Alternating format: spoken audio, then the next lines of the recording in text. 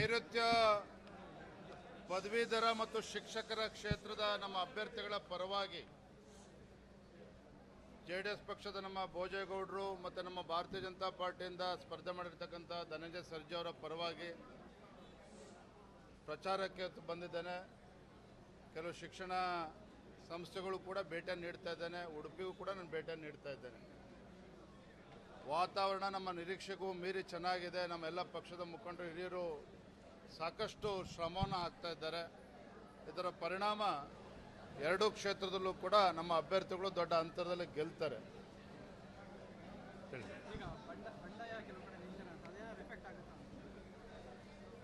ನೋಡಿ, ನಾನು ನಿನ್ನೆಯಿಂದನೂ ಕೂಡ ಈ ಭಾಗದಲ್ಲಿ ಪ್ರವಾಸವನ್ನು ಮಾಡ್ತಾ ಇದ್ದೇನೆ. ಇವರ ಕೆಲವರೇನು ಇವತ್ತು ಚುನಾವಣೆಯಲ್ಲಿ ಸ್ಪರ್ಧೆ ಮಾಡಿದ್ದಾರೆ ಪಕ್ಷದ ವಿರುದ್ಧವಾಗಿ. ಇದರ ಪರಿಣಾಮ ಏನೂ ಕೂಡ ಆಗೋದಿಲ್ಲ. ಯಾಕೆಂದ್ರೆ ನಮ್ಮ ಕಾರ್ಯಕರ್ತ ಮುಖಂಡರಿಗೆ ಸ್ಪಷ್ಟವಾಗಿದೆ, ಮತದಾರನ ತಲುಪ್ತಾ ಇದ್ದಾರೆ. ಪ್ರಬುದ್ಧ ಮತದಾರ ಏನಿದ್ದಾರೆ ಅವರು ಕೂಡ ಭಾರತೀಯ ಜನತಾ ಪಾರ್ಟಿ ಬಗ್ಗೆ ವಿಶ್ವಾಸನ ಇಟ್ಕೊಂಡಿದ್ದಾರೆ, ನಮ್ಮ ಅಭ್ಯರ್ಥಿಗಳ ಬಗ್ಗೆ ವಿಶ್ವಾಸ ಇಟ್ಕೊಂಡಿದ್ದಾರೆ, ಭೋಜೇಗೌಡರ ಬಗ್ಗೆ ವಿಶ್ವಾಸ ಇಟ್ಕೊಂಡಿದ್ದಾರೆ. ನಮ್ಮ ಗೆಲುವಿನ ಅಂತರ ಜಾಸ್ತಿ ಆಗುತ್ತೆ ಹೊರತು ಕಡಿಮೆ ಆಗೋದಿಲ್ಲ ಎರಡೂ ಕ್ಷೇತ್ರದಲ್ಲಿ. ಯಾರೇನು ಹೇಳಿದ್ರು ಕೂಡ ಅದು ಯಾವುದೂ ಕೂಡ ಇದರ ಮೇಲೆ ವ್ಯತಿರಿಕ್ತವಾಗಿರ್ತಕ್ಕಂಥ ಪರಿಣಾಮ ಬೀರೋದಕ್ಕೆ ಸಾಧ್ಯ ಇಲ್ಲ.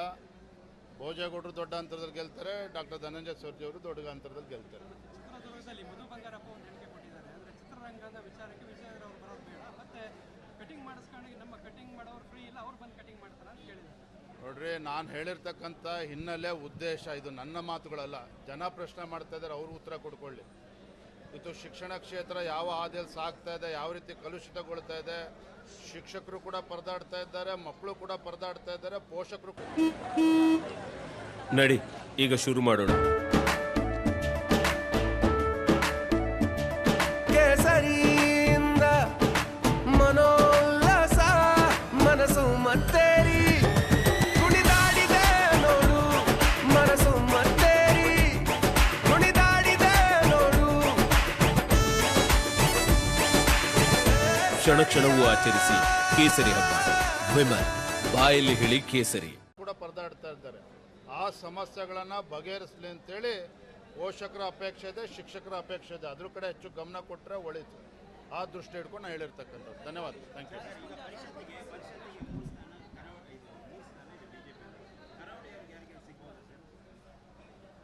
ಅನೇಕ ಹೆಸರುಗಳು ಎಲ್ಲವನ್ನು ಕೂಡ ಗಮನದಲ್ಲಿಡ್ಕೊಂಡು ಜಾತಿಯವರು, ಪ್ರಾಂತವರು ಎಲ್ಲವೂ ಕೂಡ ದೆಹಲಿ ಕಳಿಸ್ಕೊಟ್ಟಿದ್ದೇವೆ.